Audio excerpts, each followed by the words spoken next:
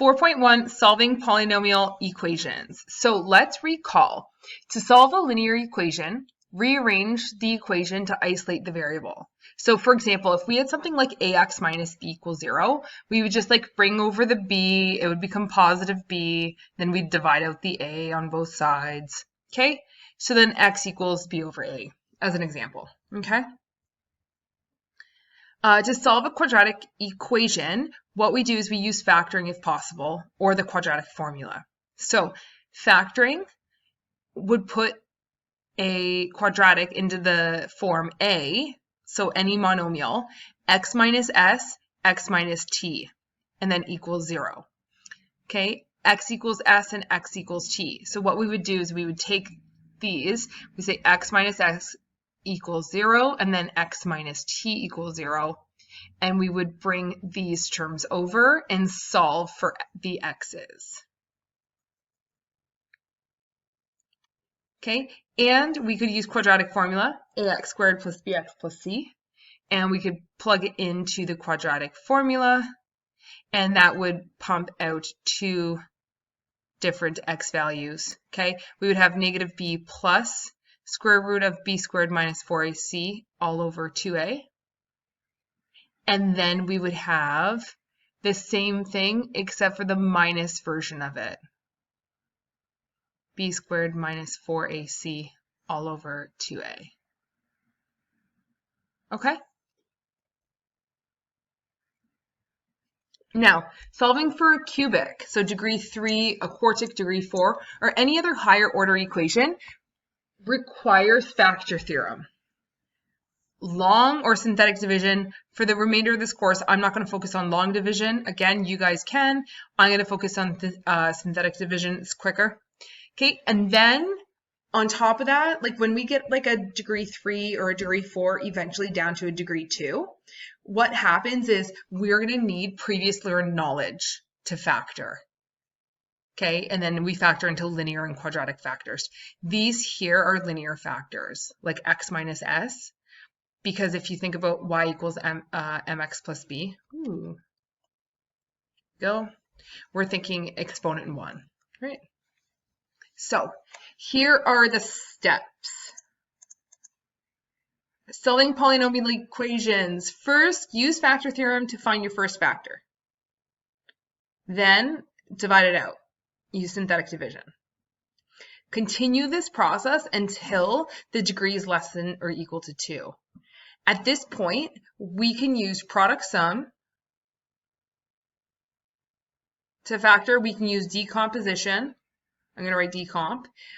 We can use difference of squares. Okay, we can use any of those methods back from grade 10 in order to factor the rest. Okay, so the only difference with unit 4 versus unit 3 is now we're actually going to solve. So now we want to set each factor to 0 and actually solve for x equals something.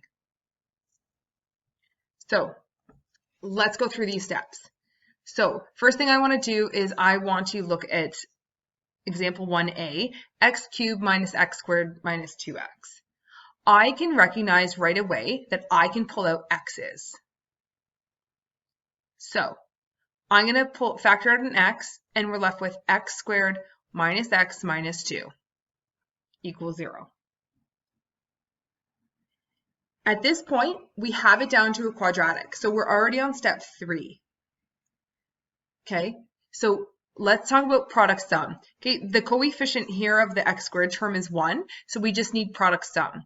What two numbers multiply to negative 2 and add to negative 1? Okay, multiply to the c value, add to the b value. So 2 is a prime number. The only two factors are 1 and 2. Now, we'd have to put the negative sign on the 2 in order for these to add to negative 1. Okay, so we don't actually have to decomposition it. If you want to go through all that process, you can go ahead. I know that these are the two factors, so I can say x plus 1, x minus 2. So this here is fully factored.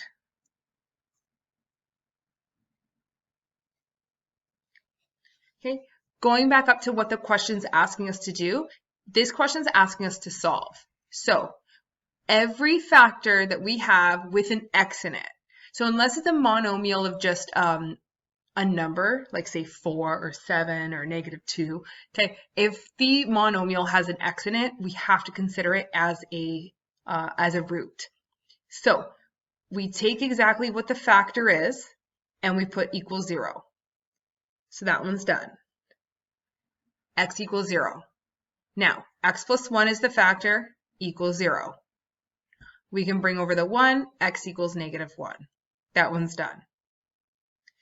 Now, x minus 2 is a factor. We set that equal to 0. We get x equals 2. Hey, B, x cubed minus 9x squared plus 8x plus 60. Okay, so for this one, I'm looking at this, I can't common factor anything. So let's take the 60 and let's list all of the factors of 60. So 1 times 60, 2 times 30, 3 times 20, 4 times 15. I'm just going to keep going here. 5 times 12, 6 times 10, 7, probably not 7, 8, 9, and then we already have 10. Okay, awesome. So these are all the factors of 60. So all of the possible factors of this equation are plus minuses of all of these numbers. So usually I would try 1. So I get 1 minus 9 plus 8 plus 60. That's not going to work. Okay, so f at 1 doesn't work. So I just put an x. -1, again, like these numbers here would have to be big enough to cancel out the 60. So these numbers here would have to like add basically to -60. That's not going to happen. Okay, so I'm ruling out 1. Let's actually try 2. Okay, so I'm going to go in my calculator. I'm not going to write it on the board. 2 cubed minus 9 times 2 squared plus 8 times 2 plus 60. I get 48. So that doesn't work. Now, what about -2? -2 cubed minus 9 times -2 squared plus 8 times -2 plus 60. Oh, I get -2. That equals 0. So -2 is the root. So therefore, our factor would be x plus 2. Okay, but when we do synthetic, we can go ahead and put -2 because we're dealing with the root. And then we want to take all of the coefficients, 1, -9, 8, 60, and go ahead and divide. So bring the 1 down. -2 times 1 is -2. Add these. I get -11. -2 times -11 is 22. Add these. I get 30. -2 times 30 is -60. Those add to 0. Okay. If you're not getting a 0, you've done something wrong. So I've factored out the x plus 2. Now I'm going to rewrite the x squared minus 11x plus 30 equals 0. At this point, we have it down to an x squared term, so that's quadratic. So we can go back to grade 10 and use grade 10 approaches. So let's use product sum since the coefficient of x squared is 1. What two numbers multiply to 30 and add to -11? 130, 2 and 15, 3 and 10, 4, 5 and 6. I'm going to do double negatives. So our factors are x minus 5, x minus 6. So therefore, I'm going to write this all out together. X plus 2, x minus 5, x minus 6. You always want to make sure that we're accounting for all of these factors. Also, because this is an x cubed, we are going to have 3 factors.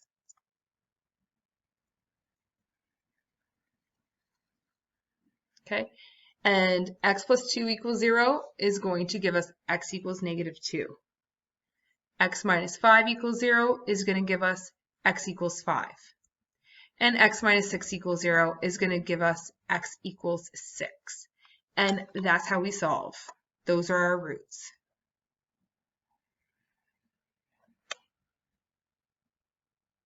Okay, C. 2x cubed plus 3x squared minus 11x minus 6 equals 0. So I look at this and we can't common factor anything out. So what we want to do is we want to find the factors of 2 and the factors of 6.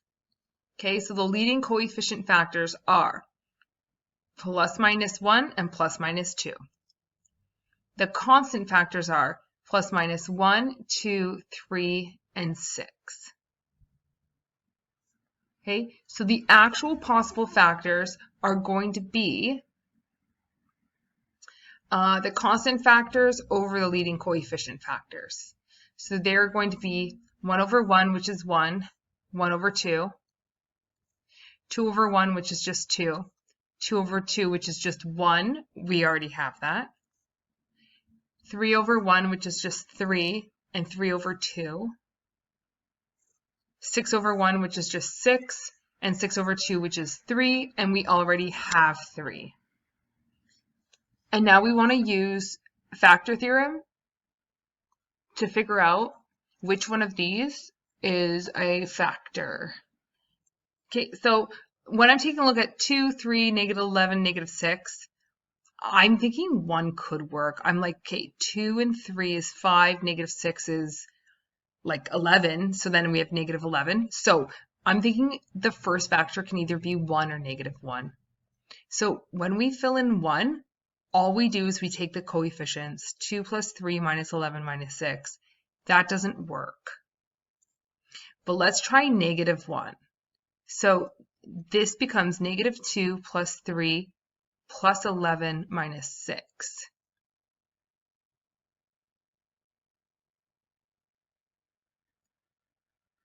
Okay, that actually doesn't work. So 1's ruled out. Let's try 2. F at 2 equals, so I'm going to plug this in just straight on my calculator. 2 times 2 cubed plus 3 times 2 squared minus 11 times 2 minus 6. Yep, that works. It equals 0. So our actual factor is x minus 2, but we use our root, which is 2, in our synthetic division. So go ahead and bring down the 2. 2 times 2 is 4. Let's add these. This is 7. 2 times 7 is 14. Let's add these. Negative 11 plus 14 is 3. 2 times 3 is 6. And let's add these. This is 0. So that means we did this right. Now, I'm going to bring this over here. 2x squared plus 7x plus 3 equals 0. Okay. I'm going to say we're going to do decomposition. Because that leading coefficient is 2, we're going to multiply a times c. So we need a number that multiplies to 6 and adds to 7. Well, the factors of 6 are 1, 6, 2, and 3. 2 and 3 don't add to 7, but 1 and 6 do if they're both positive, and that works. So we can't just put these two as our roots, like in the brackets. So we have to do decomposition. We have to take this middle term, 7x, and we have to like decompose or break it down into 1x plus 6x, right? These substitute in for each other. They are equivalent. Okay, and the first term and the last term just come down together. So let's go ahead and factor by grouping. I can factor the first two terms by an x, so we have 2x plus 1 left over. I can factor the second two terms by 3, so we have plus 3, 2x plus 1 left over. I can factor both of these two terms by 2x plus 1. So our common factor is going to be 2x plus 1, and we're left with x plus 3 equals 0. So let's rewrite the entire equation in complete factored form. 2x plus 1 plus 7x plus 3 equals 0. So let's rewrite the entire equation in complete factored form. 2x plus 1 plus 7x plus 3 equals 0. So let's rewrite the entire equation in complete factored form. 2x plus 1 plus 7x plus 3 equals 0. So we have x minus 2, 2x plus 1, x plus 3. So x plus 2 gives us the root of x equals 2. 2x plus 1, I'm going to actually write this one out, equate it to 0, bring over the 1, we get 2x equals negative 1, and divide both sides by 2, and we get x equals negative 1/2. Okay, and x plus 3 gives us x equals negative 3. So those are our three roots. G, x cubed plus 9x squared plus 13x plus 5. Okay, we can't common factor out anything, so let's go ahead and we have a leading coefficient of 1, so we can disregard that. Our possible factors are just going to be the possible factors of 5. So plus, minus 1, and 5. Remember, 5 is a prime number, so 1 and 5. If we sub in all positive numbers, see how all of these are plus signs? What's going to happen is we're going to just get a really big number. So it's going to have to be a negative number. So let's try f at negative 1. Okay, we would get negative 1 plus 9 minus 13 plus 5. Negative 1 plus 9 minus 13 plus 5, and that gives us 0. So the factor of x plus 1 works, and we're going to do synthetic with the root, which is negative 1. 1, 9, 13, and 5. So bring down the 1. Negative 1 times 1 is negative 1, and let's add these. 9 minus 1 is 8. Negative 1 times 8 is negative 8, and let's add these. We get 5. Negative 1 times 5 is negative 5. Let's add these. And we get 0 remainder. So that's good. Now we have this trinomial. X squared plus 8x plus 5 equals 0. Okay, so what two numbers multiply to 5 and add to 8?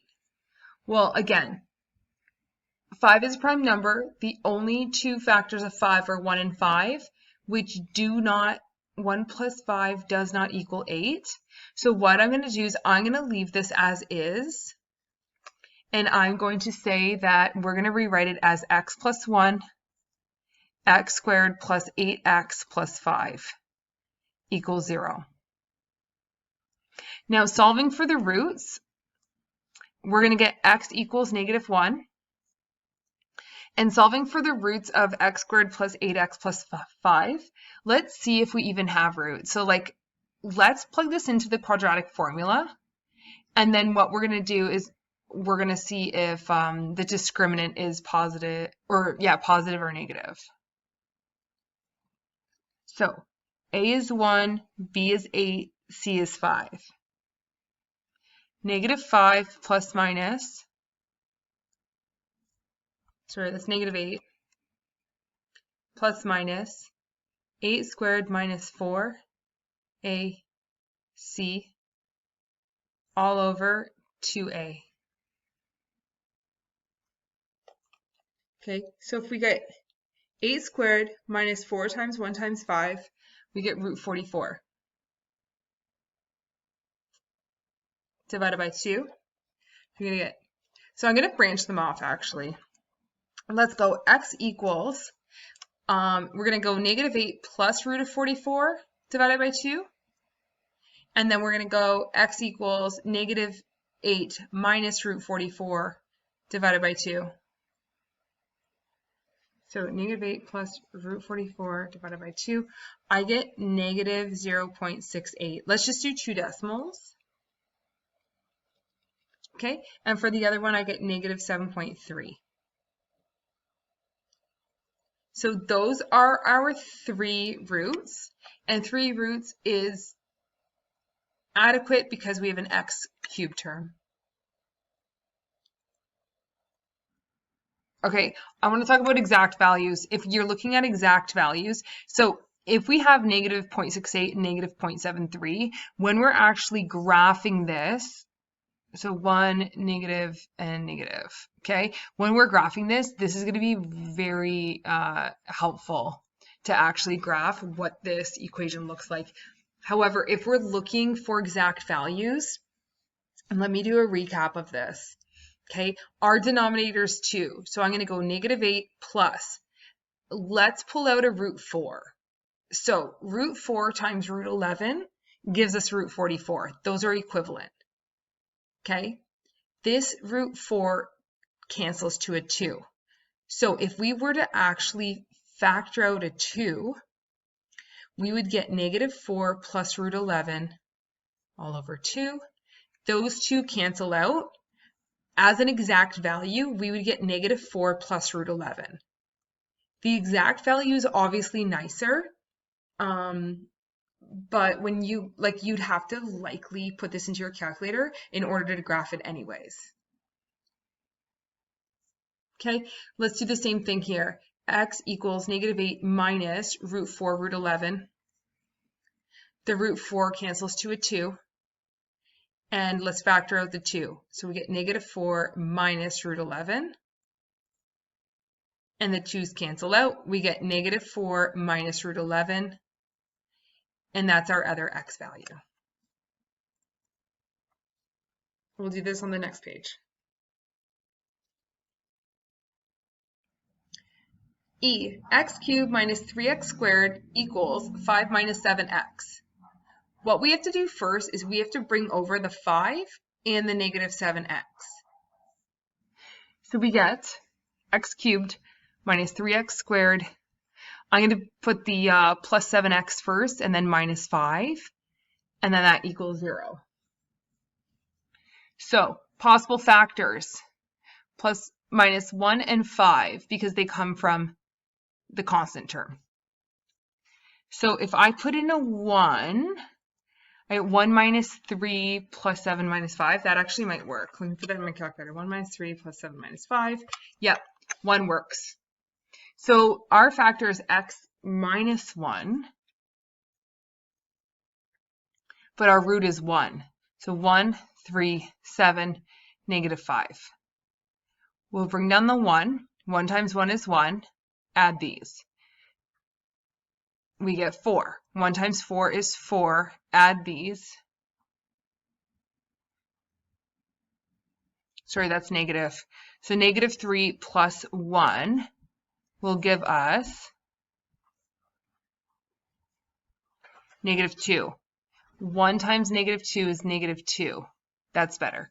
7 plus negative 2 is going to give us 5. 1 times 5 is 5. When we add these, we get remainder 0.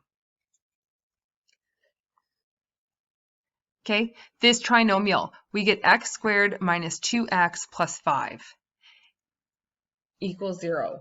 This is just product sum because the coefficient of x squared is just 1. So what two numbers multiply to 5 and add to negative 2?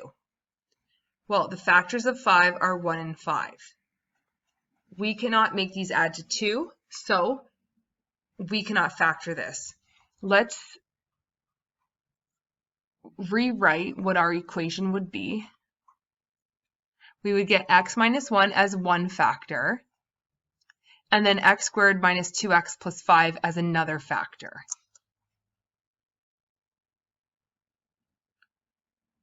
So let's go ahead and solve. We get x equals 1, but then for this one, we're going to have to do quadratic formula. Okay, so x equals negative b, so the negative 2 becomes positive 2, plus minus b squared minus 4ac, all over 2a. So we get 2 plus minus. Now I'm looking at this like it's going to be a negative 16 over 2. So discriminant is less than 0, therefore no real roots. So this is it. We can finish at that. There's only one root for this. It's x equals 1.